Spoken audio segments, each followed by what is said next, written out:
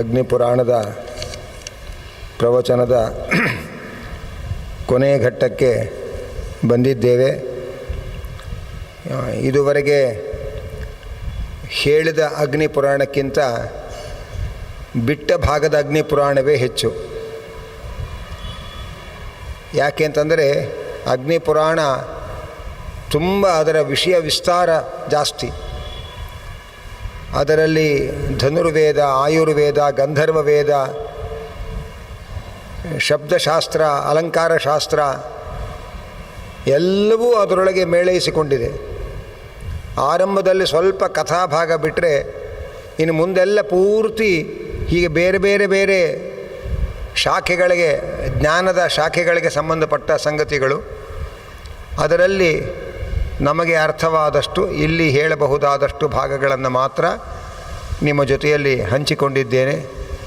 ಪರಮಪೂಜ್ಯ ಶ್ರೀಪಾದಂಗಳವರು ತುಂಬ ಆತ್ಮೀಯತೆಯಿಂದ ಅನುಗ್ರಹ ಮಾಡಿ ಕೃಷ್ಣನ ಸೇವೆ ಮಾಡುವ ಅವಕಾಶವನ್ನು ಕಲ್ಪಿಸಿಕೊಟ್ಟಿದ್ದಾರೆ.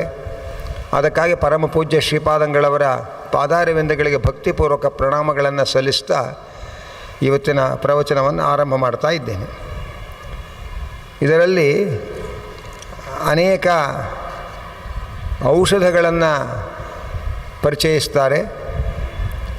ಸಿದ್ಧೌಷಧಗಳು ಅಂತ ಒಂದು ಅಧ್ಯಾಯ, ಸರ್ವರೋಗ ಪರಿಹಾರ ಮಾಡುವ ಔಷಧಗಳು ಅಂತ ಮತ್ತೊಂದು ಅಧ್ಯಾಯ. ಅದರಲ್ಲಿ ತುಂಬ ಹೇಳ್ತಾರೆ. ನಾನಾ ತರಹದ ರೋಗಗಳು, ಅದಕ್ಕೆ ಔಷಧಗಳು, ಅದನ್ನೆಲ್ಲ ಹೇಳ್ಕೊಂಡು ಬರ್ತಾರೆ. ಅದರಲ್ಲಿ ಭಕ್ಷಣಂ ನಿಂಬಪತ್ರಾಣಂ ಸರ್ಪದಷ್ಟಸ್ಯ ಭೇಷಜಂ, ಹಾವು ಕಚ್ಚಿದಾಗ ಬೇವಿನ ಎಲೆಗಳನ್ನು ತಿನ್ನಬೇಕಂತೆ. ಬೇವಿನ ಎಲೆಗಳನ್ನು ತಿನ್ನೋದು ಹಾವು ಕಚ್ಚುವುದರಿಂದ ಆಗುವ ದುಷ್ಪರಿಣಾಮಕ್ಕೆ ಔಷಧ, ಹಾಗೆ ಅಂತ ಒಂದು ಅಂಶವನ್ನು ಇಲ್ಲಿ ತಿಳಿಸ್ತಾ ಇದ್ದಾರೆ. ಹಾಗೆಯೇ ಯಾರು ರಾತ್ರಿ ಹೊತ್ತು ಮಧು ಮತ್ತು ಸರ್ಪಿ ಅದನ್ನು ಸ್ವೀಕಾರ ಮಾಡ್ತಾರೆ ಅವರು ದೀರ್ಘಾಯುಷ್ಯವನ್ನು ಪಡೀತಾರೆ ಎಂಬ ಅಂಶವನ್ನು ಹೇಳ್ತಾರೆ. ಅಲ್ಲಿಂದ ಮುಂದೆ ಶರೀರದಲ್ಲಿ ಬರ್ತಕ್ಕಂತಹ ಶರೀರ ಮಾನಸಾಗಂತು ಸಹಜ ವ್ಯಾಧಯೋ ಮತಾಃ ಶಾರೀರಾಹ ಜ್ವರಕುಷ್ಠಾದ್ಯಾಹ ಕ್ರೋಧಾದ್ಯಾ ಮಾನಸಾ ಮತಾಃ, ಹಾಗೆ ಅಂತ ಹೇಳ್ತಾರೆ. ಆಧಿ ಮತ್ತು ವ್ಯಾಧಿ ಅಂತ ಅಂದರೆ ಶರೀರಕ್ಕೆ ಸಂಬಂಧಪಡುವಂತೆ ಬರತಕ್ಕ ರೋಗಗಳು, ಮನಸ್ಸಿಗೆ ಸಂಬಂಧಪಟ್ಟಂತೆ ಬರುವ ರೋಗಗಳು ಅಂತ. ಇವತ್ತೆಲ್ಲ ಕೌನ್ಸಿಲಿಂಗ್ ಮಾಡೋದು ಅಂತ ಒಂದು ಶಬ್ದಗಳನ್ನು ಕೇಳಿರ್ತೇವೆ ನಾವು. ಪಾಂಡವರು ಅರಣ್ಯವಾಸ ಮಾಡುವಾಗ ಧರ್ಮರಾಜ ತುಂಬ ಕಂಗೆಟ್ಟು ಕೂತಾಗ ಧರ್ಮರಾಜನಿಗೆ ಶುನಕ ಋಷಿಗಳು ಬಂದು ಕೌನ್ಸಿಲಿಂಗ್ ಮಾಡ್ತಾರೆ. ಅದನ್ನು ಮಹಾಭಾರತದಲ್ಲಿ ಹೇಳ್ತಾರೆ, ಒಂದು ಅಧ್ಯಾಯವೇ ಇದೆ. ಅಲ್ಲಿ ಈ ಸಂಗತಿಗಳನ್ನು ಹೇಳ್ತಾರೆ. ಮಾನಸ ರೋಗಗಳು, ಶಾರೀರಿಕ ರೋಗಗಳು ಅಂತ. ಶಾರೀರಿಕ ರೋಗಗಳಿಗೆ ಹೊರಗಡೆಯಿಂದ ಏನೋ ರಸಾಯನವನ್ನು ಅಥವಾ ಔಷಧಿ ಇದುಗಳಿಂದ, ಬಾಹ್ಯ ಔಷಧಗಳಿಂದ ಶಾರೀರಿಕ ರೋಗಗಳು ಪರಿಹಾರ ಆಗತ್ತೆ. ಆದರೆ ಮಾನಸ ರೋಗಗಳಿಗೆ ಚೆನ್ನಾಗಿ ಉಪದೇಶವನ್ನು ಪಡೆಯಬೇಕು, ತಿಳುವಳಿಕೆಯನ್ನು ಪಡೆಯಬೇಕು. ತಿಳುವಳಿಕೆಯನ್ನು ಪಡೆದು ನಮ್ಮ ಮನಸ್ಸಿನ ದೌರ್ಬಲ್ಯವನ್ನು ಮೆಟ್ಟಿ ನಿಲ್ಲುವ ಪ್ರಯತ್ನ ಮಾಡಬೇಕು. ಅದಕ್ಕೆ ಹೊರಗಡೆಯಿಂದ ಔಷಧವನ್ನು ತುಂಬಿ ಮಾನಸ ಸಮಸ್ಯೆಗಳನ್ನು ಪರಿಹಾರ ಮಾಡೋದು ಅಷ್ಟು ಸುಲಭದ ಮಾರ್ಗ ಅಲ್ಲ ಅಂತ ಹೇಳಿ ಶೌನಕರು ಧರ್ಮರಾಜನಿಗೆ ಮಾನಸಿಕ ವ್ಯಥೆ ಪರಿಹಾರ ಆಗಲಿಕ್ಕೆ ಬೇಕಾದಂತಹ ಉಪದೇಶವನ್ನು ಮಾಡಿ ಅವನ ಮನೋವ್ಯಥೆಯನ್ನು ಕಳೆಯುವ ಪ್ರಯತ್ನವನ್ನು ಮಾಡ್ತಾರೆ. ಇಲ್ಲಿ ಒಂದು ಮಾತು ಹೇಳ್ತಾರೆ. ದೇಹಕ್ಕೆ ಸಂಬಂಧಪಡುವಂತಹ ರೋಗಗಳಿಗೆ ಅನೇಕ ಔಷಧಿಗಳನ್ನೆಲ್ಲ ಹೇಳ್ತಾರೆ. ಮನಸ್ಸಿಗೆ ಸಂಬಂಧಪಟ್ಟ ರೋಗ ಪರಿಹಾರಕ್ಕೆ ಏನು ಮಾಡಬೇಕು? ಅದಕ್ಕೆ ಹೇಳ್ತಾರೆ, ಮಾನಸಾನಾಂ ರುಜಾದೀನಾಂ ವಿಷ್ಣು ಸ್ತೋತ್ರಂ ಹರಂ ಭವೇತ್. ಮನಸ್ಸಿನ ಎಲ್ಲ ರೋಗಗಳ ಪರಿಹಾರಕ್ಕೆ ವಿಷ್ಣು ಸ್ತೋತ್ರವನ್ನು ಮಾಡ್ತಾ ಇರಬೇಕು. ವಿಷ್ಣು ಸ್ತೋತ್ರ ಅಂದರೆ ವಿಷ್ಣುವಿನ ಸ್ತೋತ್ರವೂ ಆಗುತ್ತೆ, ವಿಷ್ಣು ಸಹಸ್ರನಾಮ ಸ್ತೋತ್ರವೂ ಆಗುತ್ತೆ.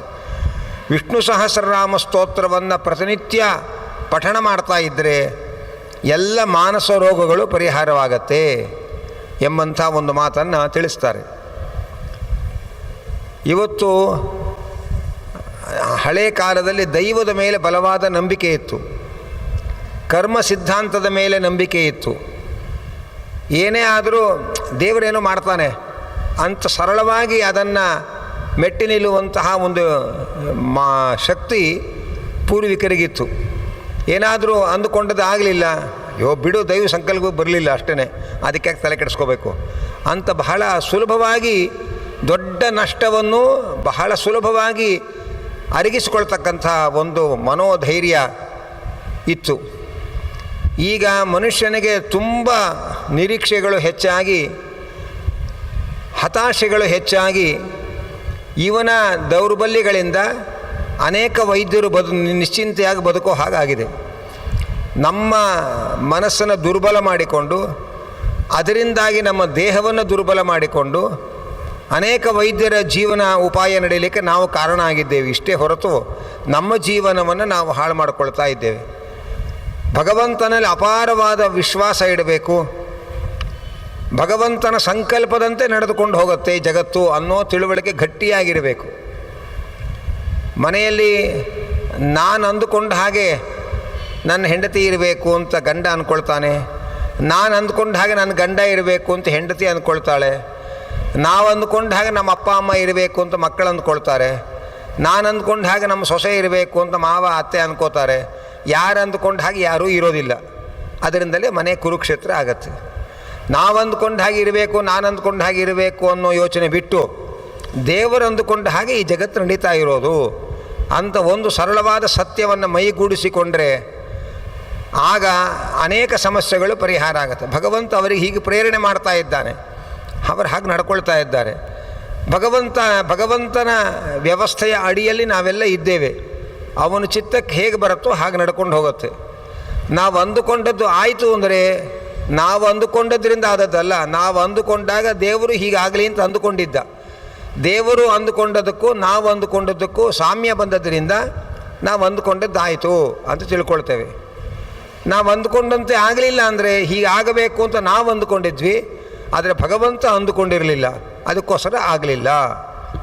ಹೀಗೆ ಅಧ್ಯಾತ್ಮದ ಸಿದ್ಧಾಂತದ ರೀತಿ ನೀತಿಗಳನ್ನು ರೂಢಮೂಲವಾಗಿಸಿಕೊಂಡ್ರೆ ಮನಸ್ಸಿನ ಎಲ್ಲ ಹತಾಶೆಗಳನ್ನು ಮೆಟ್ಟಿ ನಿಲ್ಲಲಿಕ್ಕೆ ಸಾಧ್ಯ. ಆ ಶಕ್ತಿ ಬರಲಿಕ್ಕೆ ಭಗವಂತನ ಸ್ತೋತ್ರವನ್ನು ಮಾಡೋದು ಸಹಕಾರಿ. ಆದ್ದರಿಂದ ಮಾನಸಾನಾಂ ರುಜಾದೀನಾಂ ವಿಷ್ಣು ಸ್ತೋತ್ರಂ ಹರಂ ಭವೇತ್. ಮನಸ್ಸಿನ ಎಲ್ಲ ರೋಗಗಳ ಪರಿಹಾರಕ್ಕೆ ದೊಡ್ಡ ಸಾಧನ ಅಂತಂದರೆ, ಔಷಧ ಅಂತಂದರೆ ವಿಷ್ಣು ಸ್ತೋತ್ರ. ವಿಷ್ಣುವಿನ ಸಹಸ್ರನಾಮವನ್ನು ಪಠಣ ಮಾಡೋದಾಗಲಿ, ಬೇರೆ ಬೇರೆ ವಿಷ್ಣುವಿನ ಸ್ತೋತ್ರಗಳನ್ನು ಪಠಣ ಮಾಡೋದಾಗಲಿ, ಅಂತೂ ಭಗವಂತನ ಸ್ತೋತ್ರಗಳನ್ನು ನಿರಂತರವಾಗಿ ಮಾಡ್ತಾ ಇದ್ದರೆ ಆಗ ನಾವು ಮಾನಸ ರೋಗದಿಂದ ಮುಕ್ತರಾಗ್ತೇವೆ ಎಂಬ ಅಂಶವನ್ನು ಇಲ್ಲಿ ತಿಳಿಸ್ತಾ ಇದ್ದಾರೆ. ಇದೊಂದು ಬಹಳ ಮುಖ್ಯವಾದ ಒಂದು ಸಂಗತಿ. ಯಾರು ಹೇಳ್ತಾ ಇರೋದಿದು? ಸಾಕ್ಷಾತ್ ಧನ್ವಂತರಿಯೇ ಇದನ್ನು ಉಪದೇಶ ಮಾಡ್ತಾ ಇದ್ದ. ಧನ್ವಂತರಿ ಉವಾಚ ಅಂತಲೇ ಹೇಳ್ತಾರೆ. ಸಾಕ್ಷಾತ್ ಧನ್ವಂತರಿ ಹೇಳ್ತಾ ಇರತಕ್ಕಂತಹ ಮಾತು ಅನ್ನುವುದು ಇಲ್ಲಿ ಉಲ್ಲೇಖವಾಗ್ತಾ ಇದೆ. ಅದೇ ರೀತಿಯಾಗಿ ಅನೇಕ ರೋಗಗಳು, ಅದಕ್ಕೆ ಸಂಬಂಧಪಟ್ಟ ಔಷಧಗಳು ಅದೆಲ್ಲ ಹೇಳ್ತಾರೆ. ಮತ್ತು ರೋಗಗಳಿಗೆ ಮೂಲ ಏನು ಅನ್ನುವುದನ್ನು ಒಂದು ಮಾತಲ್ಲಿ ಹೇಳ್ತಾರೆ. ಅತಿಭೋಜನತೋ ವಿಪ್ರ ತಥಾಚ ಅಭೋಜನೇನ ಚ ರೋಗಾ ಹಿ ಸರ್ವೇ ಜಾಯಂತೆ ವೇಗಾದೀರ್ಣವಾರಣೈ ಅಂತಂದರೆ ಅತಿಯಾಗಿ ತಿನ್ನೋದು ಮತ್ತು ಅತಿಯಾಗಿ ತಿನ್ನದೇ ಇರೋದು, ತಿನ್ನದೇನೇ ಇದ್ಬಿಡೋದು, ಅಭೋಜನ, ಸರಿಯಾದ ಕಾಲಕ್ಕೆ ದೇಹಕ್ಕೆ ಆಹಾರವನ್ನೇ ಹಾಕದೇ ಇರೋದು, ಅದು ಒಂದು ದೋಷ. ಅತಿಯಾಗಿ ಆಹಾರ ಸೇವನೆ ಮಾಡೋದು, ಈ ಎರಡರಿಂದ ಎಲ್ಲ ರೋಗಗಳು ಉಂಟಾಗತ್ತೆ ಅನ್ನುವಂಥ ಒಂದು ಅಂಶವನ್ನು ಇಲ್ಲಿ ಹೇಳ್ತಾರೆ. ಅದಕ್ಕೆ ವಿಷ್ಣು ಪುರಾಣದಲ್ಲಿ ಭೋಜನದ ಬಗ್ಗೆ ಕೆಲವು ಸಂಗತಿಗಳನ್ನು ಹೇಳ್ತಾ ಒಂದು ಮಾತು ಹೇಳ್ತಾರಲ್ಲಿ. ಬಡಿಸೋರಿಗೂ ಒಂದು ನಿರ್ದೇಶನ ಕೊಡ್ತಾರೆ, ಅದು ತಿನ್ನೋರಿಗೂ ಸಂಬಂಧಪಡುತ್ತೆ. ಅವ್ರು ಹೇಳ್ತಾರೆ, ಆಯಾಸ ಆಗುವಷ್ಟು ತಿನ್ನಬಾರ್ದು, ಹಸಿವೆ ಹೋಗುವಷ್ಟು ತಿನ್ನಬೇಕು ಅಂತ ಒಂದು ಸರಳವಾದ ಒಂದು ಸೂತ್ರ ಹೇಳ್ತಾರೆ. ಹಸಿವೆ ಹೋಗಲಿಕ್ಕೆ ಎಷ್ಟು ಬೇಕೋ ಅಷ್ಟು ತಿನ್ನಬೇಕು. ಬಡಿಸೋರಿಗೆ ಹೇಳೋ ನಿರ್ದೇಶನ ಅವರು. ಊಟಕ್ಕೆ ಕುಳಿತವರಿಗೆ ಹಸಿವೆ ಹೋಗುವಷ್ಟು ಬಡಿಸ್ರಿ, ಆಯಾಸ ಆಗುವಷ್ಟು ಬಡಿಸ್ಬೇಡ್ರಿ. ನೀವು ಉಪಚಾರ ಮಾಡಿ ರಾಶಿ ಸುರಿದು ನಿಮ್ಮ ದಾಕ್ಷಿಣ್ಯಕ್ಕೆ ಅವರು ತಿಂದು ಗಾಢ ನಿದ್ರೆಗೆ ಹೋಗಿ ಎಲ್ಲ ಜ್ಞಾನ ಕಾರ್ಯ ಲೋಪ ಆದರೆ ಆ ದೋಷ ನಿಮಗೆ ಅಂಟುಕೊಳ್ಳುತ್ತೆ. ಆದ್ದರಿಂದ ಹಸಿವೆ ಹೋಗುವಷ್ಟು ತಿನ್ನಬೇಕು. ನಮಗೇನಾಗಿದೆ ಅಂತಂದರೆ ತಿನ್ನೋ ವಸ್ತು ಕಂಡಾಗಲೆಲ್ಲ ತಿನ್ನೋದು. ಬಸ್ನಲ್ಲಿ ಕೂತ್ಕೊಂಡು ಮಧ್ಯರಾತ್ರಿ 2 ಗಂಟೆಗೆ ಅವನು ಹೋಟ್ಲು ಮುಂದೆ ನಿಲ್ಲಿಸಿದರೆ ಹೋಟ್ಲು ಮುಂದೆ ನಿಲ್ಲಿಸಿದ್ದಾನಲ್ಲ ಅಂತ ಹೋಗಿ ತಿನ್ನಬೇಕು ಅಂತ ಒಂದು ಸಂಪ್ರದಾಯ ಅಂತ ನಮ್ಮ ಭಾವನೆ. ಹಸಿವೆ ಆಗಿದೆಯೋ ಇಲ್ವೋ, ಅದು ಅಕಾಲ, ಈ ಮಧ್ಯರಾತ್ರಿಯಲ್ಲಿ ಯಾಕೆ ತಿನ್ನಬೇಕು, ಇದೆಲ್ಲ ವಿವೇಕಗಳಿಲ್ಲ. ಮಧ್ಯರಾತ್ರಿ 2 ಗಂಟೆಗೆ ಹೋಗಿ ಹೋಟ್ಲು ಮುಂದೆ ಅವನು ನಿಲ್ಲಿಸಿದ್ರು ಹೋಗಿ ತಿನ್ನಬೇಕು. ಹೋಟ್ಲು ಮುಂದೆ ನಿಲ್ಲಿಸಿದ್ದೇ ವೇಸ್ಟ್ ಇಲ್ಲದವ್ರು ನಾವು ತಿಂದೇ ಹೋದರೆ ಅನ್ನೋ ತರಹದಲ್ಲಿ ನಮ್ಮ ನಡವಳಿಕೆ ಇರುತ್ತೆ.